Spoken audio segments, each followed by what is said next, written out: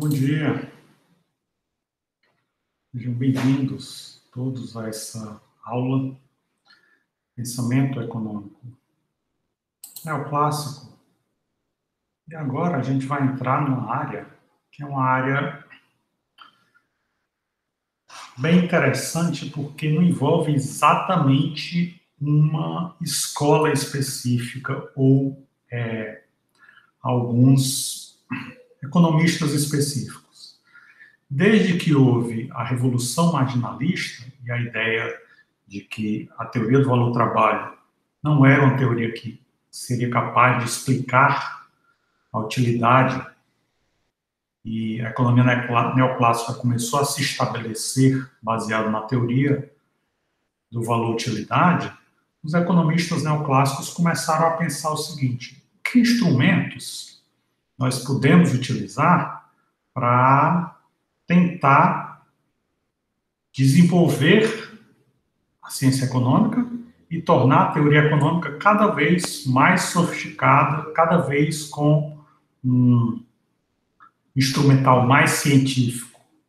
Então, os economistas das mais variadas escolas, das mais variadas visões, economistas que lidavam com o crescimento econômico, com o desenvolvimento econômico, com microeconomia, com macroeconomia, com questões do mercado de trabalho, qualquer que fosse a área desses economistas, eles começaram a pensar nesse instrumental, que é a matemática, para pôr os seus trabalhos numa linguagem que seria uma linguagem mais científica.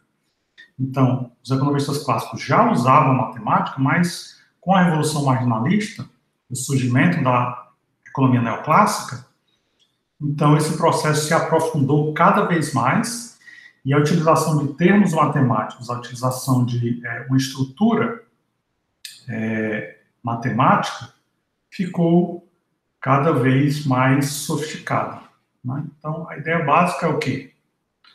Nós usarmos termos matemáticos para tentar estabelecer essas relações entre as variáveis da economia.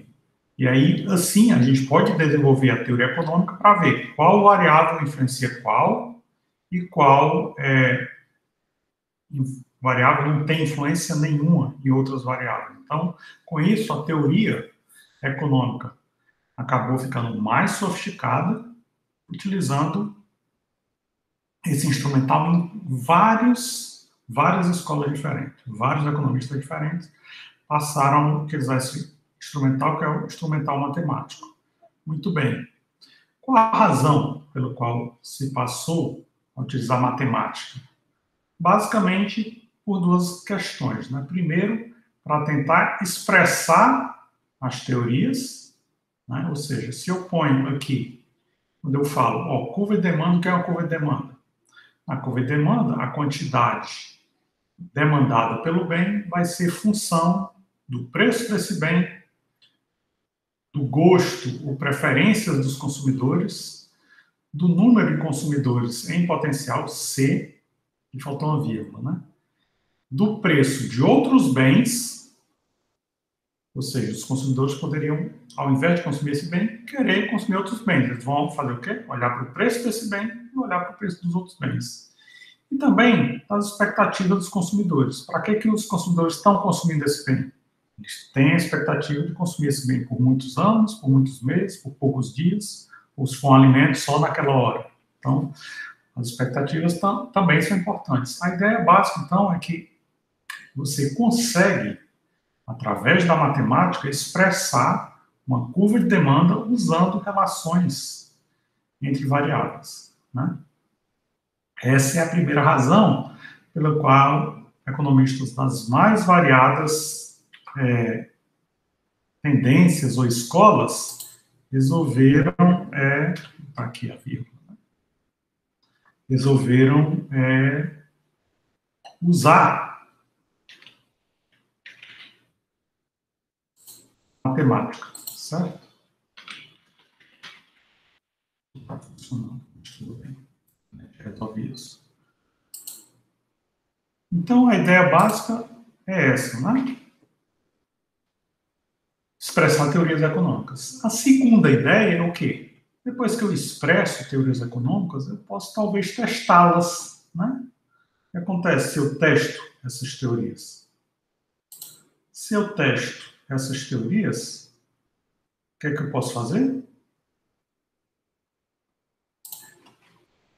Se eu testo essas teorias, eu penso o seguinte, olha, a quantidade demandada aqui é função do preço.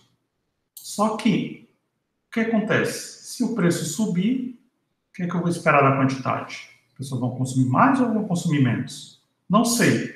Então, vou testar. Eu vou pegar uma série temporal de preços, ou seja, como os preços se comportaram ao longo do ano 2021 ou do ano 2020. E eu vou medir a quantidade demandada desse bem. E aí eu descubro o quê?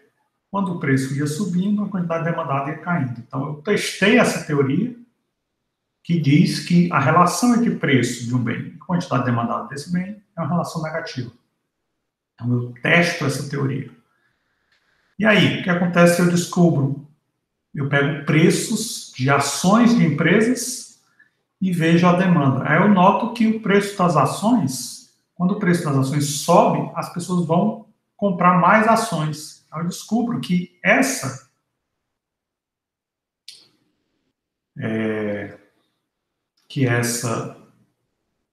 relação é positiva. Ao contrário da maioria dos preços, quando eu estou investigando questão de ações de uma empresa, a relação entre quantidade e preço não é negativa, é positiva. A maioria dos bens vai ter essa relação aqui, negativa. Quando o preço cai, as pessoas vão aumentar o consumo, né? Só que quando eu pego ações, as ações vão descrever uma relação aqui positiva, contrária à dessa curva. Então, estou fazendo o quê? Estou testando hipóteses, estou testando teorias, usando a matemática para isso, certo? A gente nota que a maioria dos bens tem esse comportamento de uma demanda negativamente inclinada. Alguns pouquíssimos bens apresentam o comportamento da demanda positivamente inclinada, certo? Bem, então aqui é a demanda, que a gente chama de demanda marshalliana, porque o Alfred Marshall foi um economista que desenvolveu a teoria da oferta e da demanda, e aí ele escreveu, os primeiros economistas a escrever essa equação da demanda dessa forma. O preço do bem é função de A, um número qualquer, menos B, que multiplica QI. O que é o B? O B é exatamente uma elasticidade. O que é que essa elasticidade vai dizer? Elasticidade é preço da demanda, que a gente já estudou quando a gente viu a teoria do Alfred Marshall.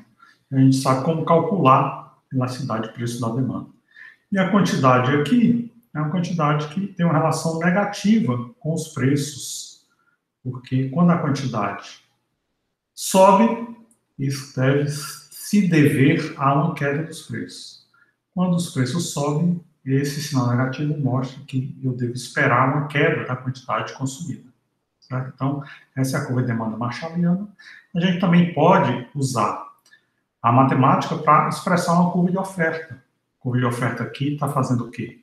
Está dizendo que a quantidade que uma empresa oferta de bens é função do preço que ela recebe por esse bem, do número de empresas que produzem esse bem, do preço das matérias-primas, ou seja, dos insumos utilizados para produzir esse bem, do preço de outros bens que podem substituir esse bem. Por exemplo, se eu estou falando do preço de sapatos, aqui eu posso descobrir que a quantidade de sapatos ofertados vai ser função do preço de sandálias ou de chinelos, né? Se o preço de sandália ou de chinelo cair muito, muito provavelmente a empresa vai produzir menos sapatos, porque os consumidores vão querer consumir mais sandálias ou mais chinelos.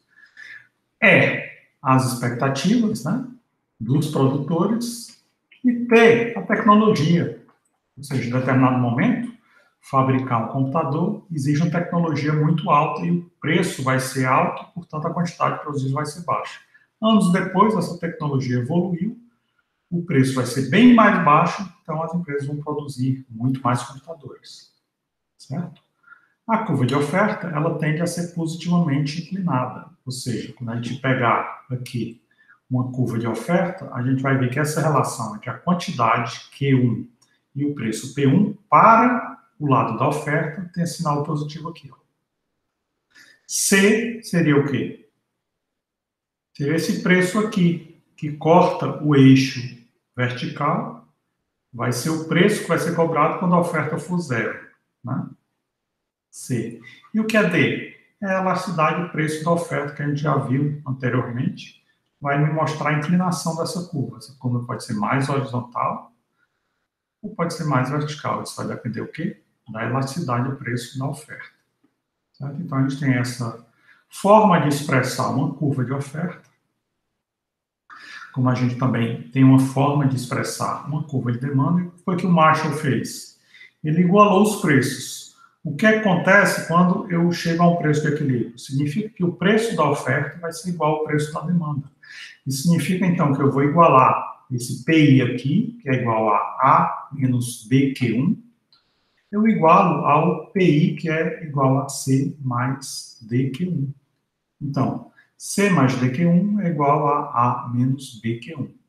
Com isso, eu passo o Q, tudo que é QI, eu passo para a esquerda, tudo que não for QI, eu deixo do lado direito, e aí eu tenho esse resultado. O que é QI? Ou seja, qual é a quantidade que é ofertada, e quando o preço de oferta for igual ao preço de demanda, vai ser também a quantidade consumida. Ou seja, quando o preço encontrar o seu equilíbrio, a quantidade também vai encontrar esse equilíbrio. O que é isso? Vai ser isso aqui, Q0. O que está acontecendo em Q0? Em Q0, eu subo aqui em cima e encontro esse ponto E. O que é que o ponto E está me dizendo? O ponto E está me dizendo que é esse preço P0, a curva de demanda, encontra a curva de oferta. O que significa que aqui é o preço de equilíbrio. Em P0, a oferta PI está sendo igual à demanda PI. Então, em P0 eu vou ter esse QI, que é dado por quê? A menos C dividido por B mais D. Então, essa quantidade aqui, que é zero, eu encontro quando eu tenho esses parâmetros A, B, C e D. Aí eu ponho A menos C sobre B mais D, e o C qual é a quantidade de equilíbrio que vai encontrar um preço de equilíbrio. O que acontece se o preço não estiver em cima desse equilíbrio, se tiver um preço aqui, P'? Se o preço for P', o que é que vai acontecer? Esse PI da oferta vai ser maior do que esse PI da demanda. E aí, o que acontece se o preço da oferta for maior do que o preço da demanda? Ó, em P', onde é que está a oferta? A oferta vai ser QS'. E a demanda vai ser o quê? A esse preço aqui, P', a demanda vai ser só QD'. Ou seja, a quantidade ofertada, QS', é muito maior do que a quantidade demandada. Então, nesse preço P', o que, é que a gente tem? Temos um excesso de oferta. Tudo isso, QS' vai ser ofertado, mas o que vai ser demandado vai ser só isso aqui. Então, as pessoas, a esse preço P', vão consumir uma parcela pequena de tudo aquilo que está disponível nas lojas. Então, a gente tem um excesso de oferta quando esse preço P' é praticado. E o que acontece quando o preço praticado não for P', for P2'? Se for P2', as empresas vão olhar para esse preço, e aqui a curva de oferta vai me dizer o quê? As empresas só vão produzir QS2'. Então, ao preço P2', que é um preço muito abaixo do P0, as empresas só vão se sentir estimuladas a produzir QS2'.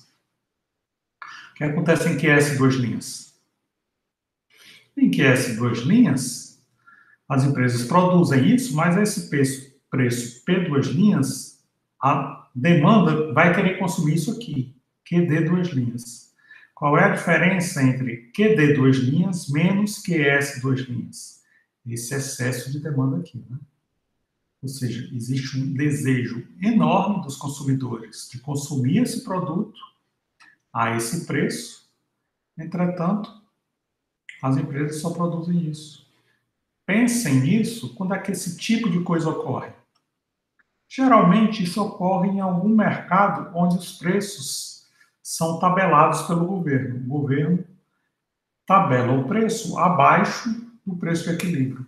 E aí todo mundo deseja comprar esse produto, só que há pouca oferta desse produto. Toda vez que a gente tem um fenômeno do governo criando uma lei para impedir o preço de se aproximar de T0, a gente tem essa questão de excesso de demanda, certo? E como é que ocorre esse pelinha aqui? Esse pelinha também ocorre quase sempre através da lei. O governo diz, o preço mínimo a ser vendido determinado produto é esse pelinha. Significa o quê?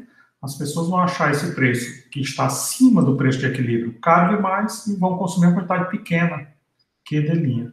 Quando que é esse preço, os produtores vão querer ofertar uma quantidade bem maior, que é essa linha.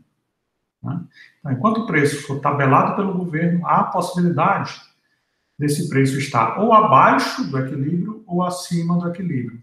E se o preço não for tabelado pelo governo, se o preço for livre? Preço livre, momentaneamente, ele pode até estar acima ou abaixo do equilíbrio, mas a tendência é ele, pouco tempo depois, em função do excesso de oferta ou do excesso de demanda, pouco tempo depois, se ele estiver abaixo do equilíbrio, ele vai subir na direção do equilíbrio.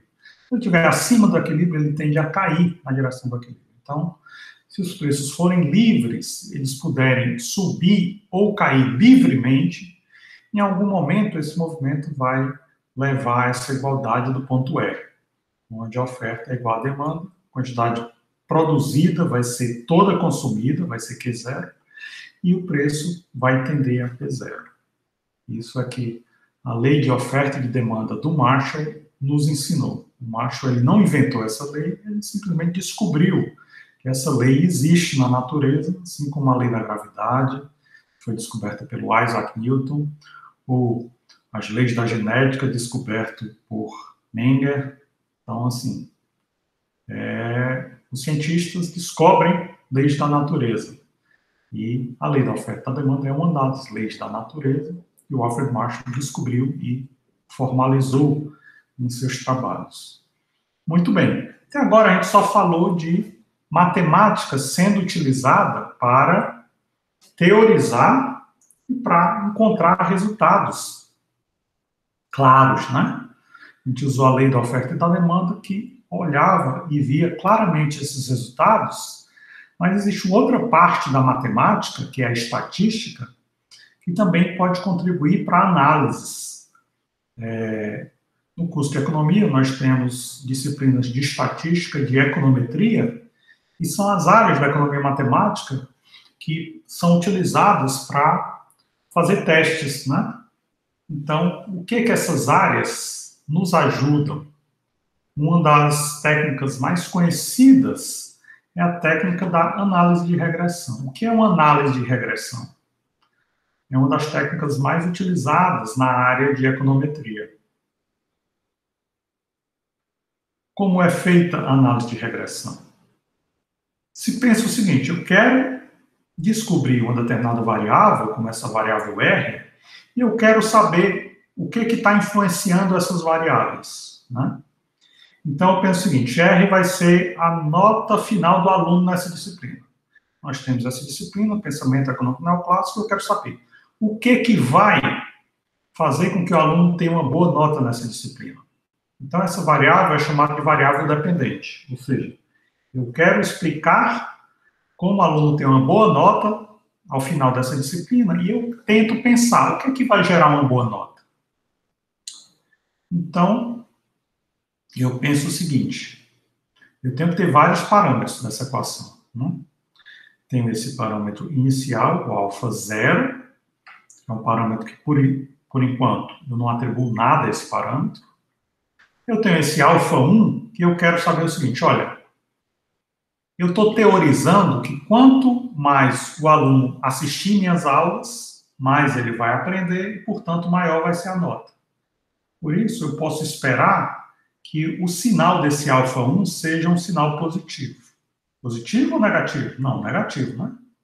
Alfa 1 vai ter um sinal negativo, por quê? Porque F é a quantidade de faltas. Quanto mais ele faltar, quanto menos aulas ele assistir, o que é que eu posso esperar?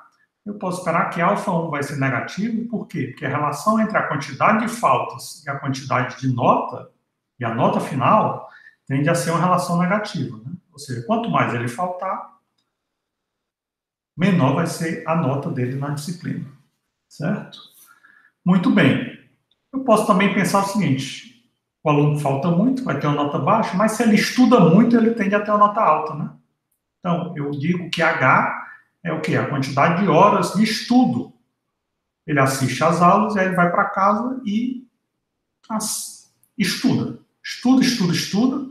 Quanto mais ele estudar para essa disciplina, eu digo que essa variável vai influenciar a nota final da disciplina. A variável H influencia a variável R. A variável R a gente chama de variável dependente, que é a que está sendo influenciada, e tanto a variável F quanto a variável H a gente chama de variáveis independentes, que é a variável que está influenciando. Então, a gente tem uma variável influenciadora e uma variável que está sendo influenciada. A gente chama a variável que está sendo influenciada de variável dependente, e as variáveis influenciadoras, que podem ser mais de uma, né? Podem ser várias variáveis influenciadoras, são as chamadas variáveis independentes. Então, se eu tiver como descobrir a quantidade de horas que cada aluno estuda em casa, eu posso pensar, quanto mais os alunos estudarem em casa, melhor vai ser a nota dele ao final da disciplina. Mas eu posso pensar também em uma outra variável, uma terceira variável que eu estou chamando de E. O que é a variável E? Aqui eu estou dizendo nota do aluno no Enem. Por que eu estou achando que a variável E pode influenciar a nota do aluno na disciplina? Eu posso pensar o seguinte, se o aluno, desde o ensino fundamental, ele gosta de estudar, ele sempre tirou notas altas em todas as disciplinas, aí ele entrou no ensino médio, continuou gostando muito de estudar, tirava notas muito altas, eu posso caracterizar esse aluno como um aluno muito dedicado. Um aluno que estuda muito bem e tira notas altas. Então, se ele estuda muito bem e tira notas altas, é possível que ele tenha tirado uma nota alta no Enem.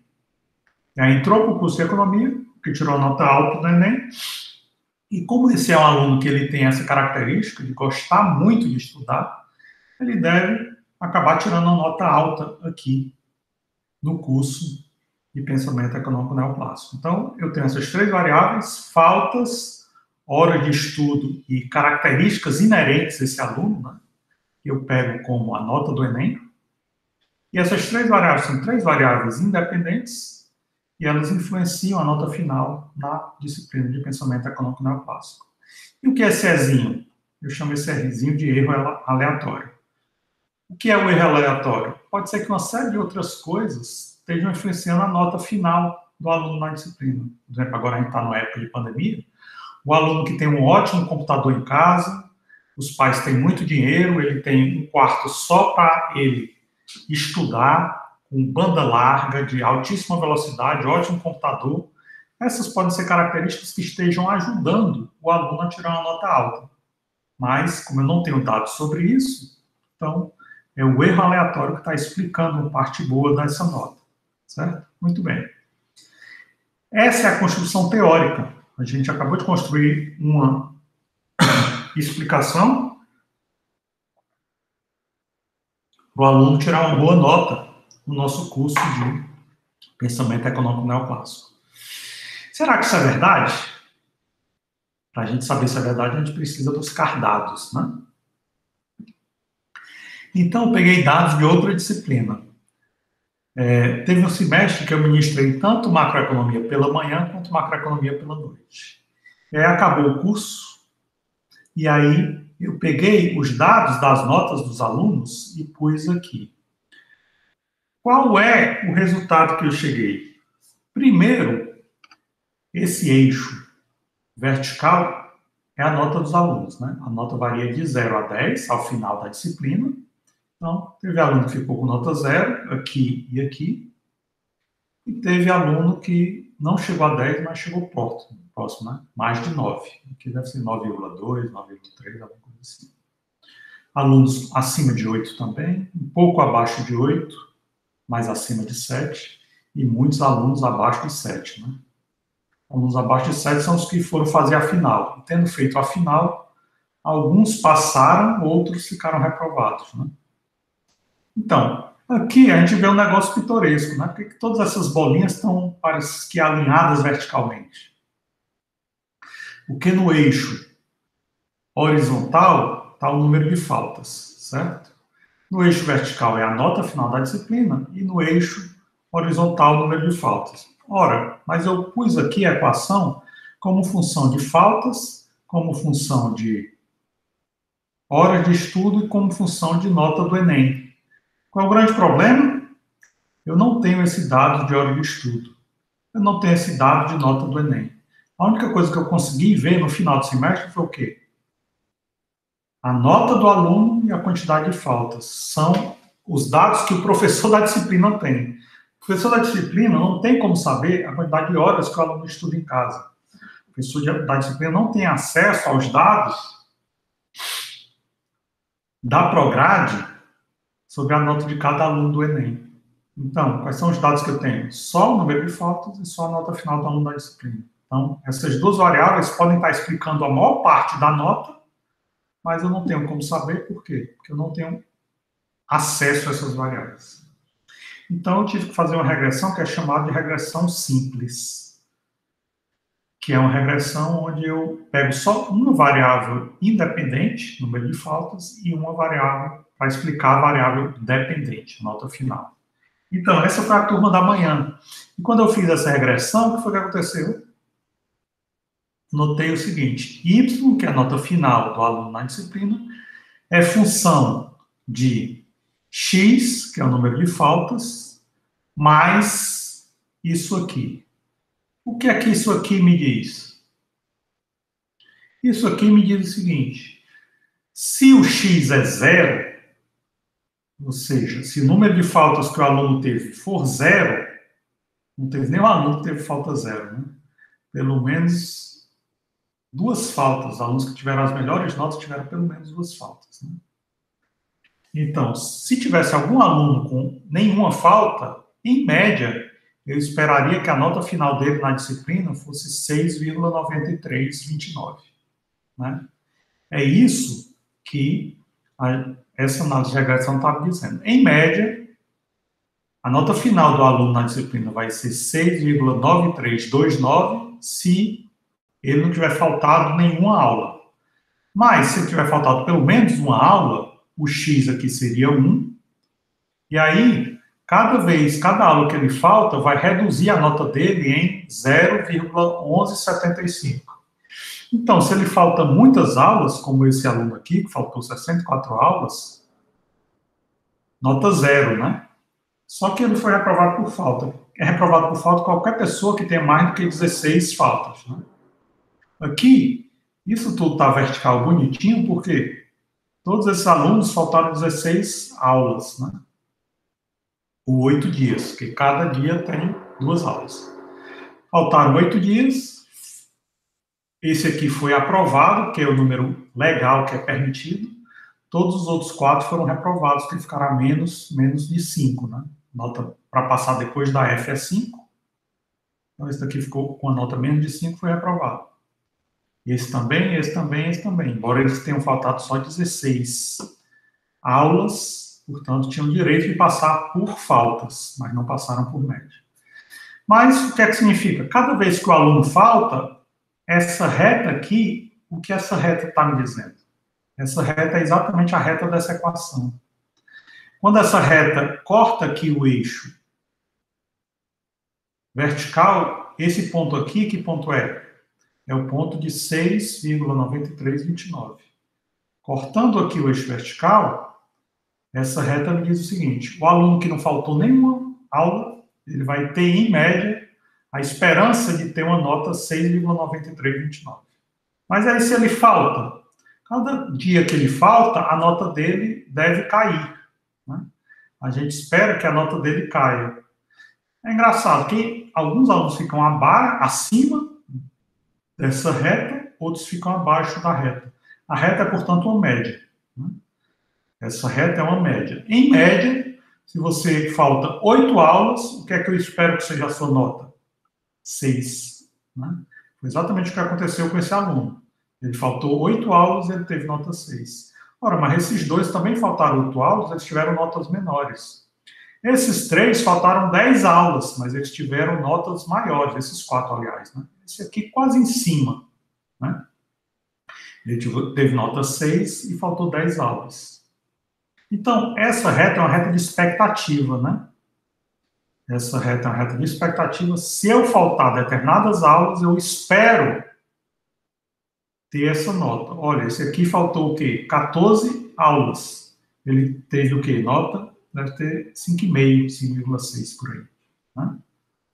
É exatamente, de acordo com a quantidade de faltas que você tem, você espera que o aluno tenha uma determinada nota. E o que é essa estatística aqui, R2? Como eu fiz uma regressão simples, eu só tive uma variável independente, que é a total de faltas.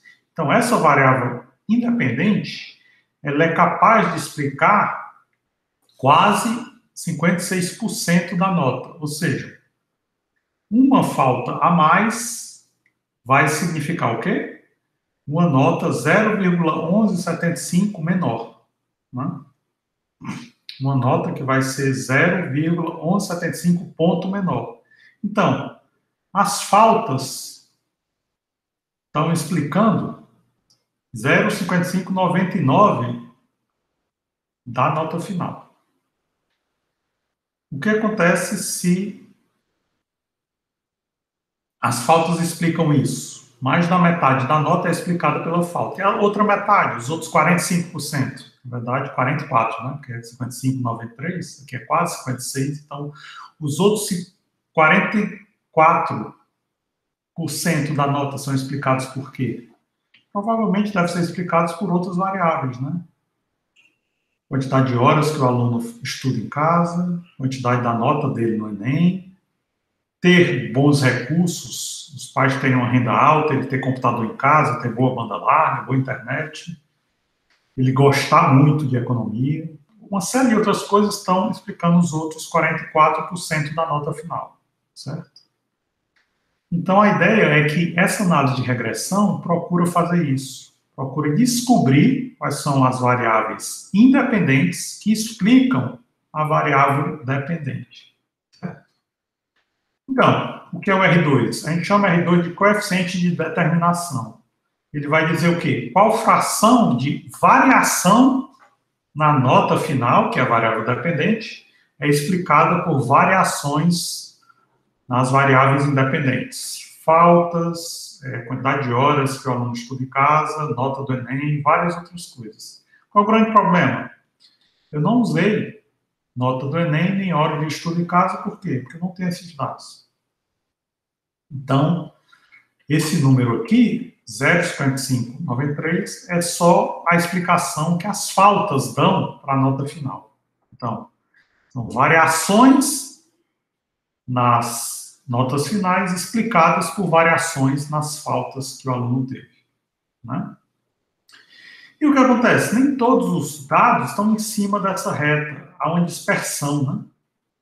Então, existe um desvio padrão que explica essa dispersão. Por que alguns alunos têm notas acima daquilo que eu devo esperar, de acordo com as faltas que ele tem, e outros alunos têm notas abaixo.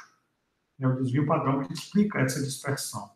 Existe uma estatística, que é a estatística T, que indica uma estimativa para esse desvio padrão, e a característica dessa análise, que é a análise de regressão de mínimos quadrados, é que eu estou construindo essa reta baseado na distância ao quadrado de cada um desses pontos com relação à reta. Né? Então, eu não estou usando uma distância somente, eu estou usando a distância ao quadrado. Por que eu uso a distância ao quadrado?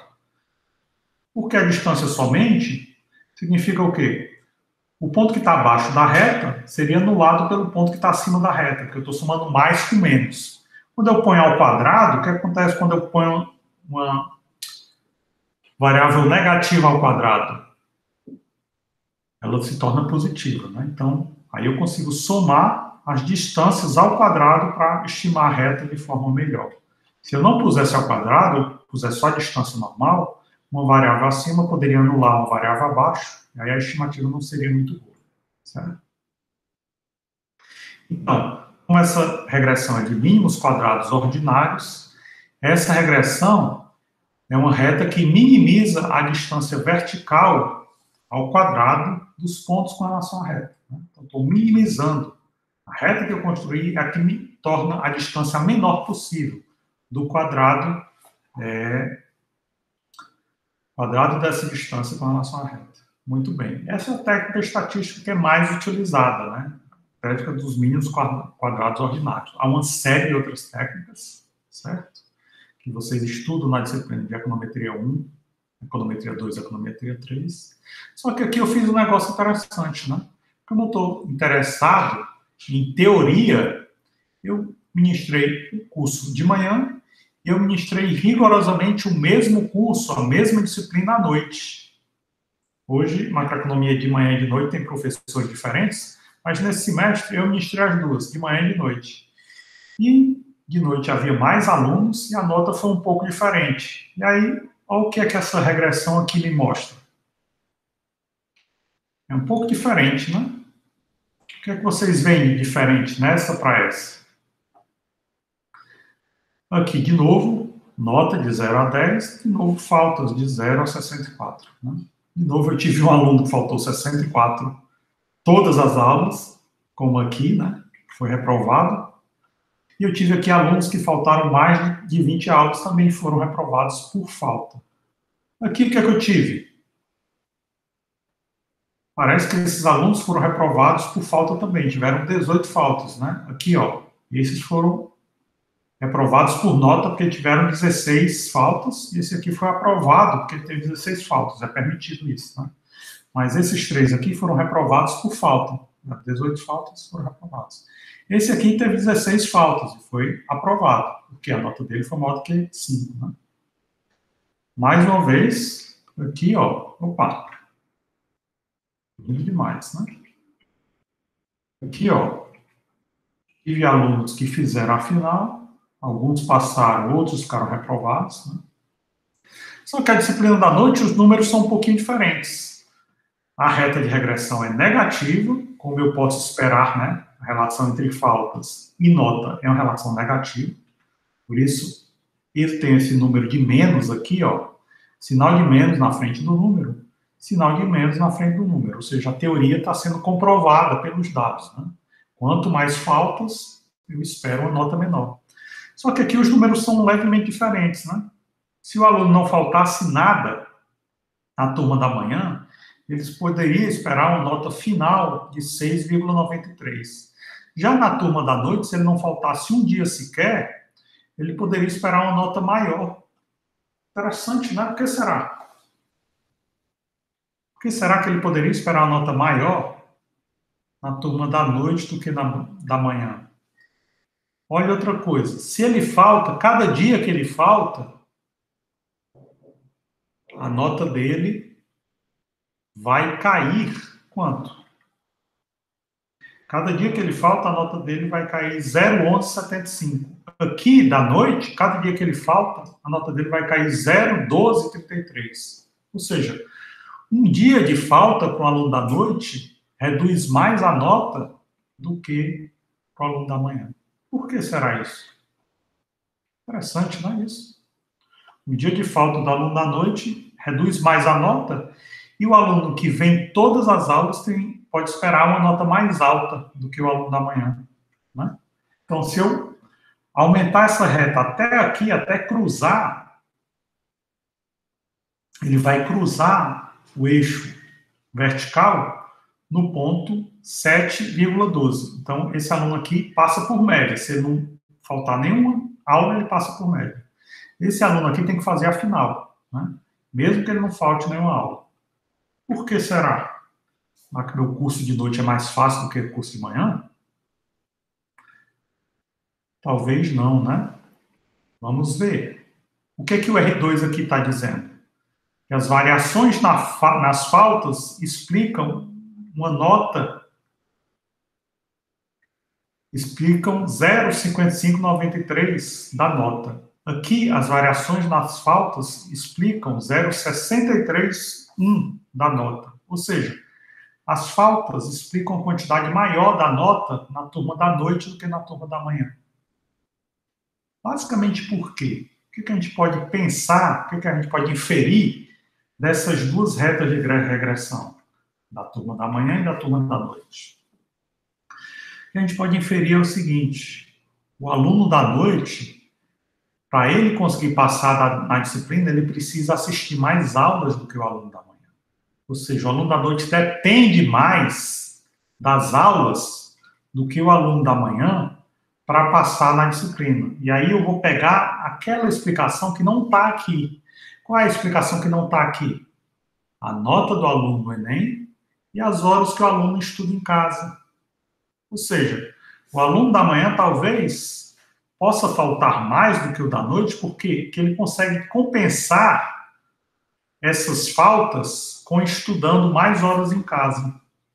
O aluno da noite, talvez, em média, ele trabalhe durante o dia. Então, ele tem pouco tempo em casa para estudar, para recuperar o conhecimento que ele perdeu quando ele faltou uma aula. É por isso que as faltas explicam mais a nota do aluno da noite do que do aluno da manhã, né? Porque quando o aluno da manhã falta, ele consegue recuperar essa falta de conhecimento estudando mais em casa. Quando o aluno da noite falta, o impacto disso na nota dele vai ser muito mais forte do que do aluno da manhã, porque ele não consegue recuperar completamente o conhecimento perdido em casa, estudando em casa. Então, a gente tem aqui vários alunos acima da reta de regressão e também alguns alunos abaixo da reta de regressão. Por quê? Esse aluno que falta muito à noite, ele tende a ser mais reprovado do que o aluno que vem às aulas. O aluno que vem às aulas à noite, ele tende a ter notas melhores do que o aluno que vem às aulas de manhã, né? Então, estatística e matemática são instrumentos que são muito úteis para essa análise e vários autores das mais várias vertentes procuraram utilizar essa estrutura de estatística e matemática em seus trabalhos, né?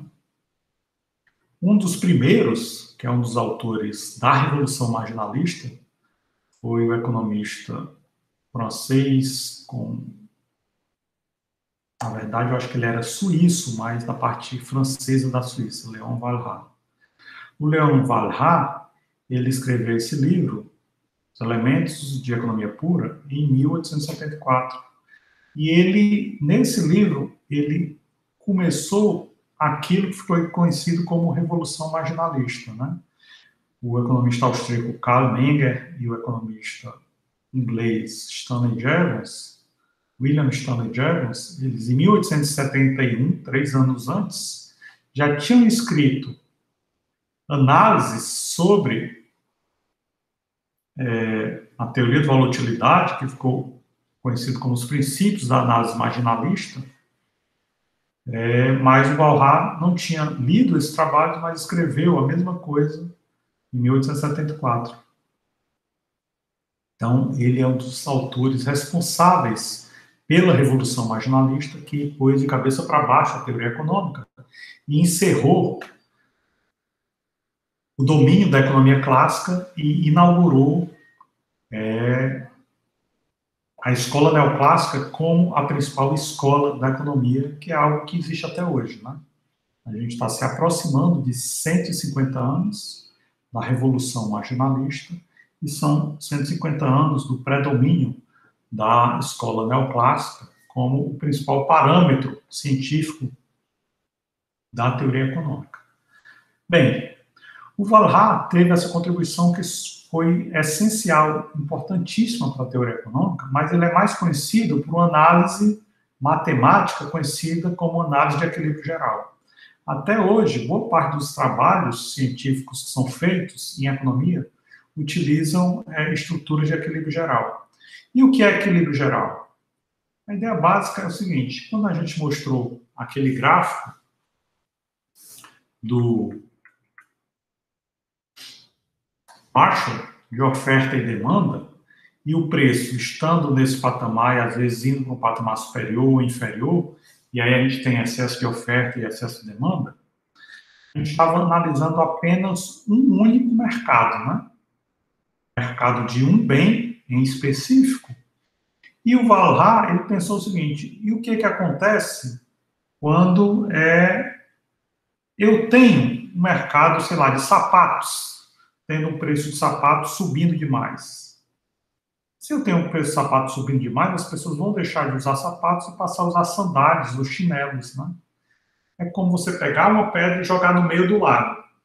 A pedra vai afundar no meio do lago, mas ela vai criar ondas que vão reverberar até, dependendo do tamanho da pedra, né? As ondas vão ser maiores ou menores, elas vão reverberar até a margem do lago, né? Basicamente, o que o Valhar pensava como isso? Ora, o preço do sapato influencia muito fortemente o mercado de sapatos, de oferta e demanda por sapatos, mas também tem consequências em outros mercados. Por quê? Porque o consumidor de sapatos tem uma renda. Se ele começa a pagar mais caro por sapatos, ele vai ter menos renda para comprar outras coisas. Aí ele pensa, não vou comprar sapatos que estão muito caros, vou comprar sandálias ou chinelos. Então ele está saindo do mercado e está indo para outros. Então isso está influenciando vários mercados. Isso significa o quê? De acordo com o Valhar, nós temos muitas variáveis econômicas que explicam os preços de muitos mercados e essas variáveis o tempo todo estão o quê? Estão se modificando. Então é como eu estivesse jogando várias pedras no meio de um lago e eu estou criando várias ondas. Essas várias ondas estão tendo repercussões dos mais diferentes mercados, né? E aí o que acontece? A onda chega até a margem e depois volta. E aí fica balançando até conseguir chegar a um equilíbrio, e aí depois o lago fica plácido, fica sem nenhum movimento, até que outra pessoa jogue uma outra pedra dentro do lago e comece tudo de novo. É isso que foi conhecido como análise de equilíbrio geral, né? Quando o Marshall fez essa análise aqui, ele estava fazendo o quê? Análise de equilíbrio parcial. Ele só queria saber o mercado de sapatos. Pronto. Tudo começa e acaba no mercado de sapatos. O Valhar pensou o seguinte: eu não estou interessado só no mercado de sapatos. Eu estou interessado em vários mercados diferentes. Ou seja, todos os mercados ao mesmo tempo. Se a gente pegar a análise de equilíbrio parcial do Marshall, o que acontece? Eu tenho alguma coisa chamada choque de petróleo. O preço do petróleo aumenta de uma hora para outra. Aí o que é que o Marshall vai fazer? Ele vai pensar, poxa, se o preço do petróleo aumenta de uma hora para outra, aumentou de P0 para P'. Então a demanda por petróleo vai cair e a oferta de petróleo vai subir muito, né? É isso que o Marshall vai analisar através de sua análise de equilíbrio parcial. O que é que o Marshall faz? Ele diz, ceteris paribus, tudo mais está fora do mercado de petróleo, eu vou ignorar. Tudo mais permanece constante. Eu só vou ver os efeitos dentro do mercado de petróleo. Aumentando o preço do petróleo, cai a demanda do petróleo. O que é que o Valhar vai fazer?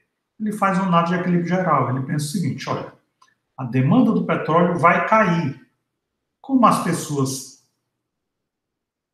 pensam, o preço do petróleo aumentou muito e a minha renda continua a mesma. Então, o que é que eu vou fazer? Talvez eu deixe o meu carro na garagem e passo talvez vá comprar uma bicicleta e vá para o trabalho, vá para a faculdade, vá para as lojas, para os hospitais, para as clínicas, para a escola, para todos os cantos de bicicleta. Então, eu posso até vender o meu carro, porque eu não quero mais comprar petróleo, porque o preço do petróleo está caro demais, e uso esse dinheiro da venda do carro para consumir o quê?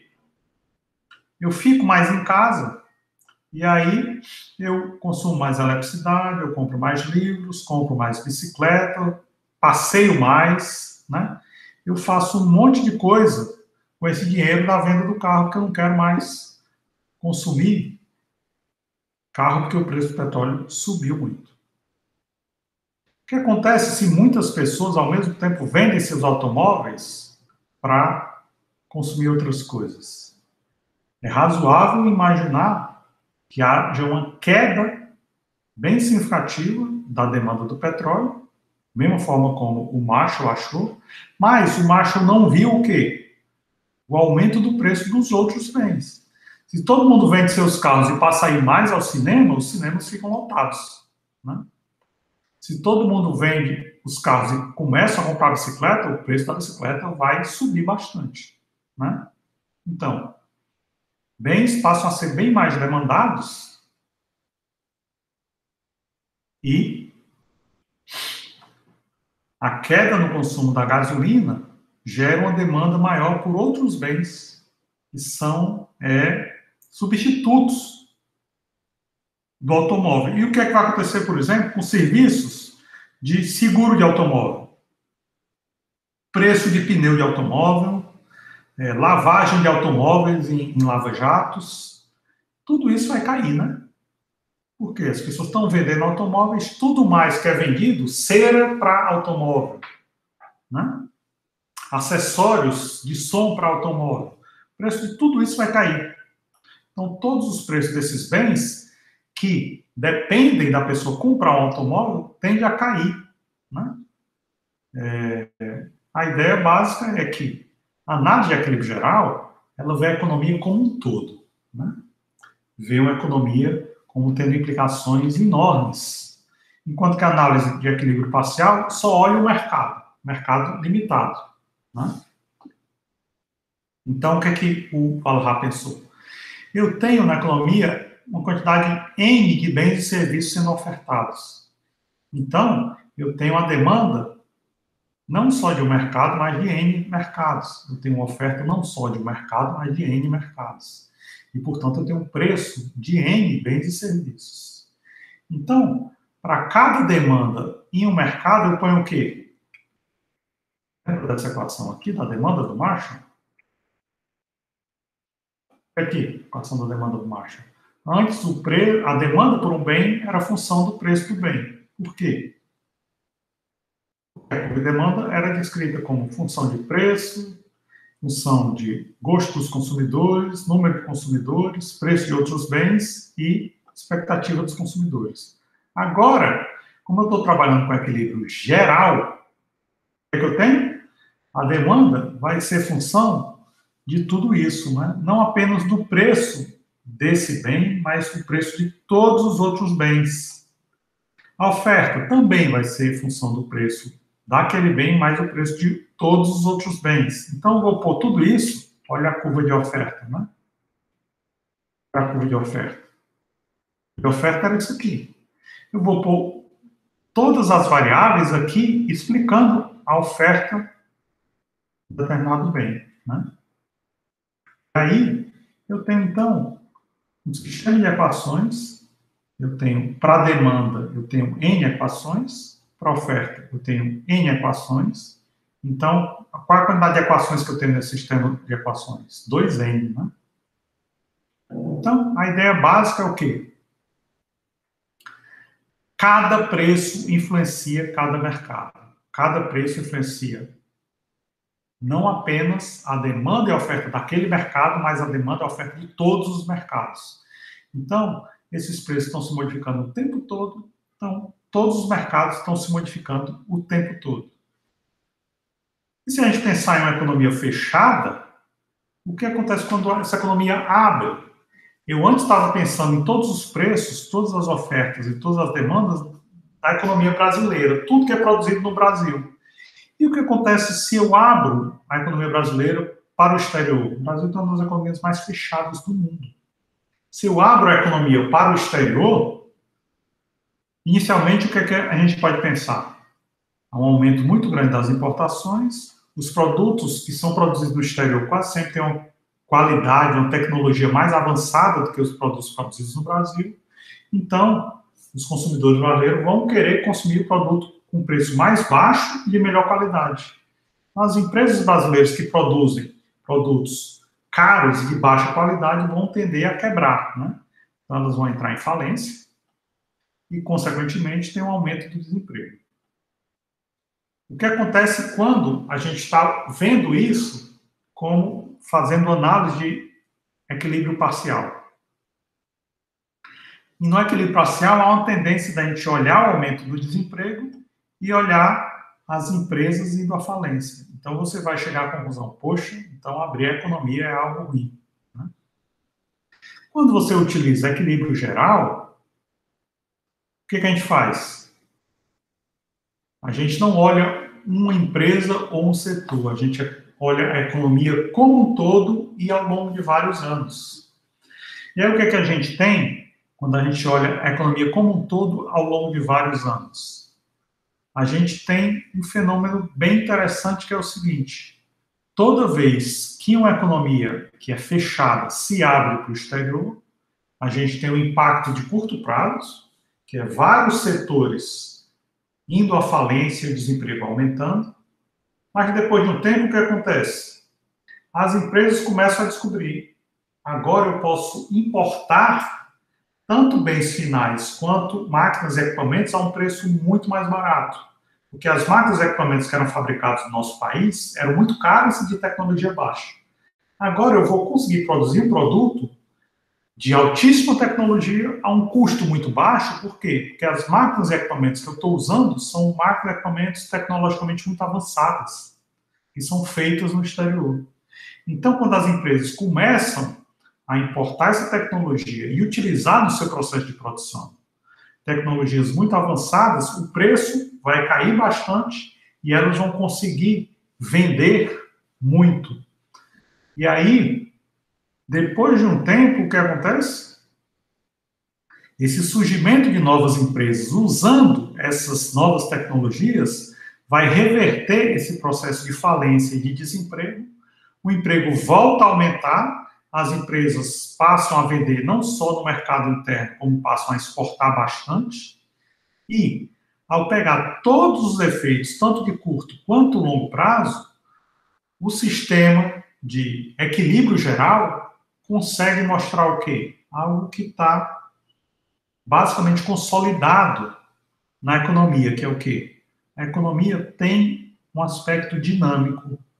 Ela não é parada no tempo. A gente precisa fazer uma análise em vários momentos seguidos. Então, a análise de equilíbrio parcial é uma análise parada no tempo. Ocorre um evento e a gente tira uma foto. Pronto, foi isso que aconteceu. E propõe soluções baseadas nessa foto. O que é que a análise de equilíbrio geral faz? A análise de equilíbrio geral é uma análise que não é parada no tempo, não é uma foto, é um filme.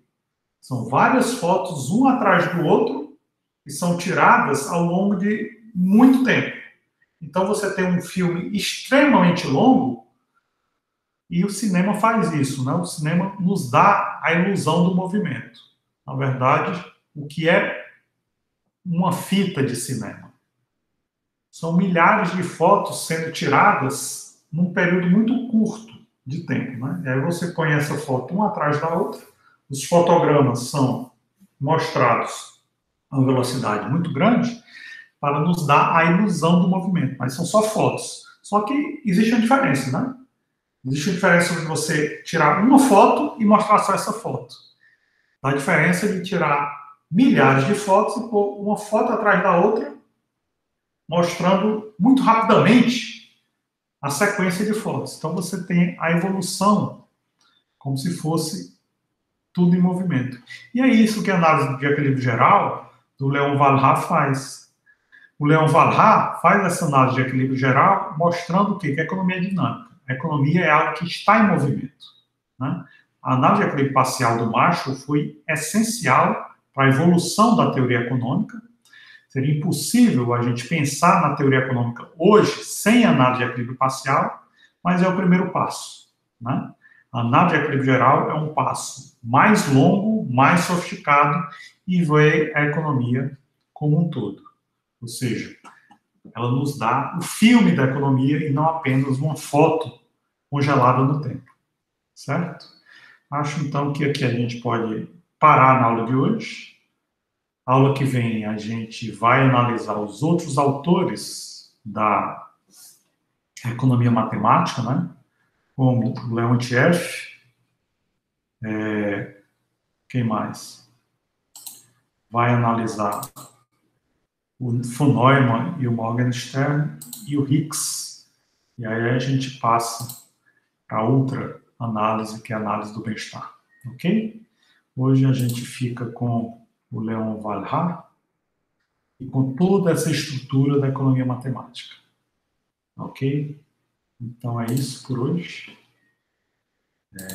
Nós vamos ficar por aqui e até a próxima aula na próxima semana. Até lá. Tchau.